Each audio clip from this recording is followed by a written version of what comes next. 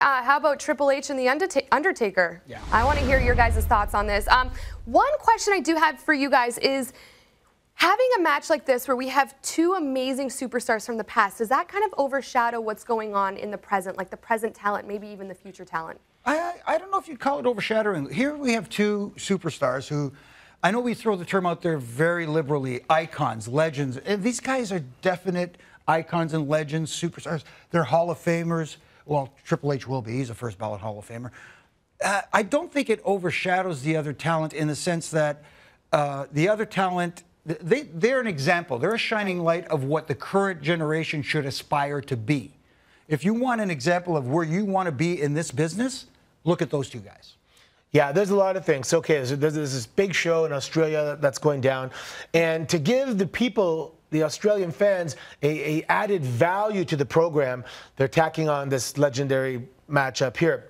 And I think the superstars that are going to be there performing, for them, it's also a special treat to be able to watch this. We had the pleasure to watch it live in WrestleMania. I think twice they did it, right? Yep. Now, the part that's interesting for me is injury management over time. Now, both guys have had, well, Undertaker more so. He's had a few things replaced. His mobility was really questionable. And two matches ago, it looked really bad. It was kind of like, what's he doing, you know? Right. Yeah. But since then, he's had some other procedures. Apparently, his mobility is back. So, and he's not wrestling all the time. If they can perform anywhere close to where they want to perform, it's going to be an awesome match. You know, I mean, I'm not looking for this match for them to become creative and innovative and come up with new stuff. You're going to see classic Undertaker, classic Triple H. Now, I know Triple H has been doing a lot of functional training over the years, and he actually moves better than he has maybe for the last 10 years. I remember you saying that, and I feel like this match is exciting because there's a lot of respect that superstars and the universe have towards these two superstars that we'll see. Jimmy, I just kind of want to ask you a question. You mentioned to me about the Undertaker in the locker room and the, you know, just the amount of respect that everyone has for him. Can you talk to us a little bit about that? Well, I think JR, good old JR, has said it the best. The Undertaker is the conscience of the WWE locker room, and it's not something that he self-appointed himself as. It's not like one day the Undertaker said, I'm the leader of this locker room, I'm the guy, if anybody needs anything, you come to me.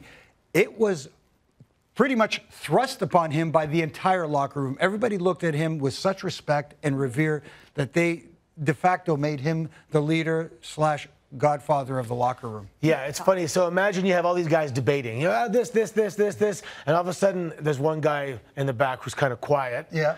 And all of a sudden they go, what's your take? And that's going to be the definitive answer because he's not a loud, boisterous guy. He's really quiet. He listens, he observes, and he's wise.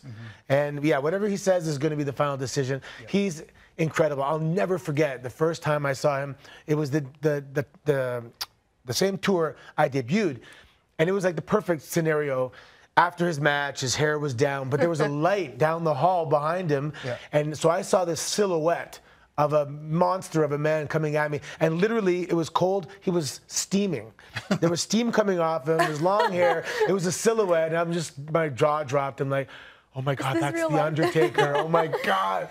And he's, you know, he's awesome. He's also a regular guy, and he's a dad, and he likes dogs and lives on a ranch. All the good people like that. As I can tell you, standing in the ring, standing in the middle of that ring during an Undertaker entrance, and you talk about goosebumps. Goosebumps doesn't even begin to describe it. I read something online that said people will pay just to see the entrance. Yeah, oh, the music, right? Yeah, I know. Everyone gets so jacked up when they hear the music. Is there another legendary matchup you guys would want to see, aside from these two? Ooh. Well, HBK in the mix anywhere here would be awesome. But, you know, I just want to see in the first few minutes, how's he moving? If he's moving well and he feels like he's been oiled up like the Tin Man, then go ahead. Let's have a great match. Otherwise, if he's not moving well, it's cringeworthy a little bit because you don't want to see someone that you idolize look like that. But I get that. But then again, you have two master storytellers in that ring who don't rely simply on a twisting, burning 450 hammer Phoenix splash to get the crowd to react to something. These guys can tell a story, and I have perfect confidence that they will. As far as other legendary matches, I'd love to see. You know what? If you Jimmy, what's one you'd want to referee in? Ooh. whatever his last match is. I'm an Undertaker guy. I don't care against who. It could be against the janitor in the back.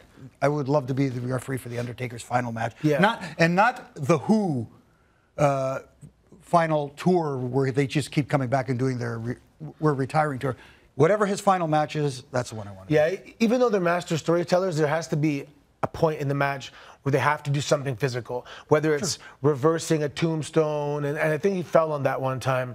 He couldn't get the guy up, and that's what I don't want to see. If they can avoid that, then of course what you're going to see is magic. Yeah, I feel like it's going to be magic. I can't wait for it. I know you guys can't wait.